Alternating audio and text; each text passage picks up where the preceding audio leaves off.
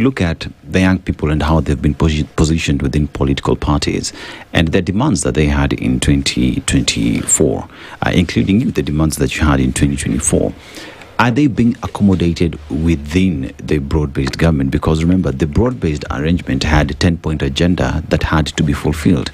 And when you look at the scorecard that has been given with regard to achieving the 10-point agenda, there are issues, So one then asks the question, at what point is the voice of Mwananchi, the voice of the youth, being heard and given priority in terms of even going for leadership position within this coalition that does exist?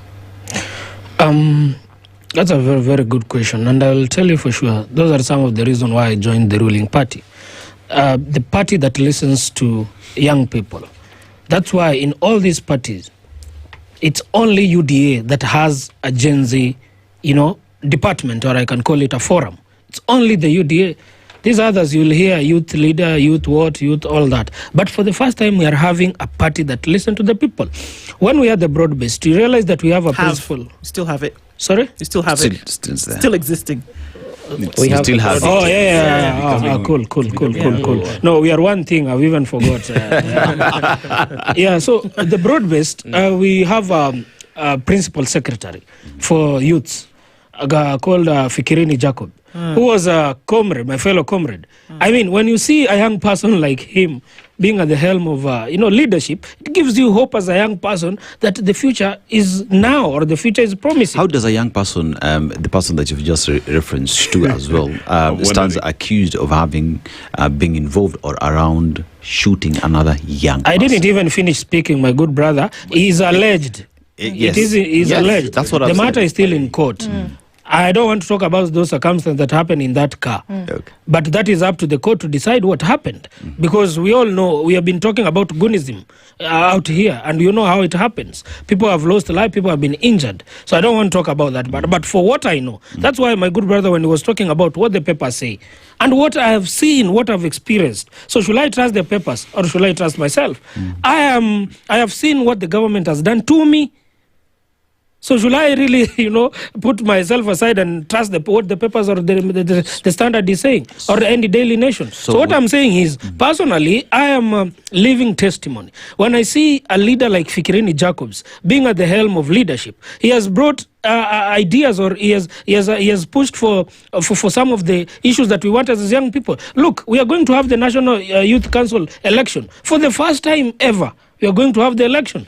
That is an achievement to us. That's something we should be proud of. For all this time, it's almost 1 hour. I still, and I remind my good brother here, I've not heard him talk about anything that they are going to do as Linda Tumboza or Linda Mwananchi. There's no plan, there's no agenda, no nothing. But for us here, as the ruling party, as the Gen Z UDA party, or as the broad-based, we have seen what our leaders have done. Our leaders have listened to us. Our leaders are doing what they promised, and we are happy. And this is the safest place for any young person or any Gen Z to be part of. So, Kavanya.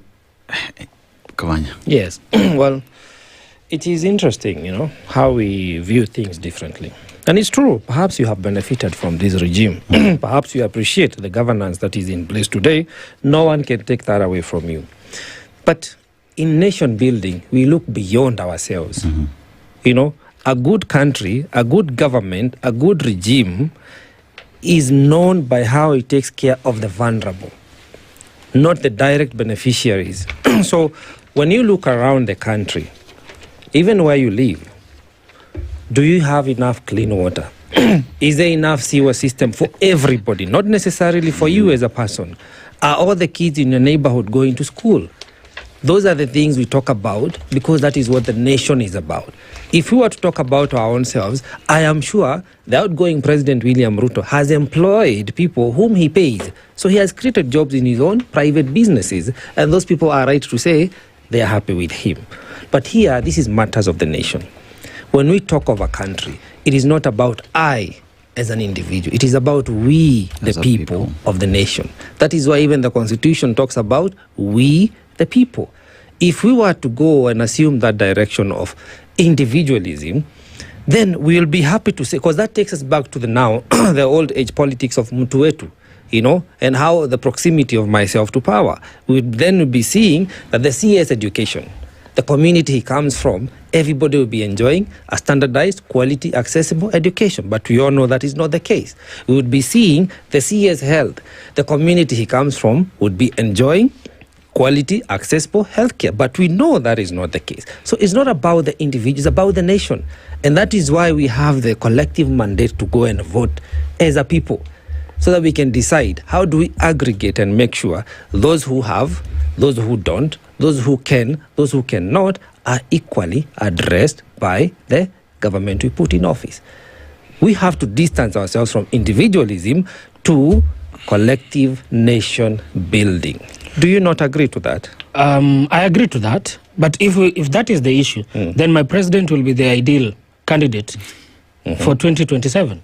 Because his leader is on record the other day speaking from, I think, Bungoma, right, saying that people from his community, they sleep with their chicken. The chicken cannot, fly or climb or whatever it is to 12th floor of affordable. He was talking about himself and his community. But we have a president here who has exercised equality to all Kenyans. It's not about me. The difference between me and most of us out there or here, it is that they talk about the negative side of the government or the challenges that Kenyans are going through that they cannot justify. Me, I'm talking about what I have seen. I'm not speculating and saying. But again, if you go to all these places out here in the country, right now Kenya is a construction site. There are thousands and millions of Kenyans who are working, who are offering services to build this nation, directly or indirectly, supporting or building this nation through what the government, the jobs that the government has created. So when I talk about myself, I've said personally, I've got the affordable houses. I've seen Shah working, but there are also young people or even middle or age older people working in different places of this country. There are job opportunities. The Maori Roni Summit, there are people working there. Are they not Kenyans? They have benefited. They have also they are also maybe developed in terms of their living standards are bettering. We have thousands of people in Bomas, Talanta. Those are also Kenyans. Why don't we also talk about them when you say it's not about me? It's about millions of young people or millions of Kenyans who have gotten job opportunities from this government. So when you say that it's about myself, it's not about myself. I'm saying that because it's me, what I have seen. I don't want to talk about others. If you want others, maybe we can go to Bomas, we can go to Dogokundu, we can go to markets that this government has built. We can ask the young people who are in schools how they're going to benefit about a tertiary education fund. Benjamin, a story is told that if you want to kill a frog,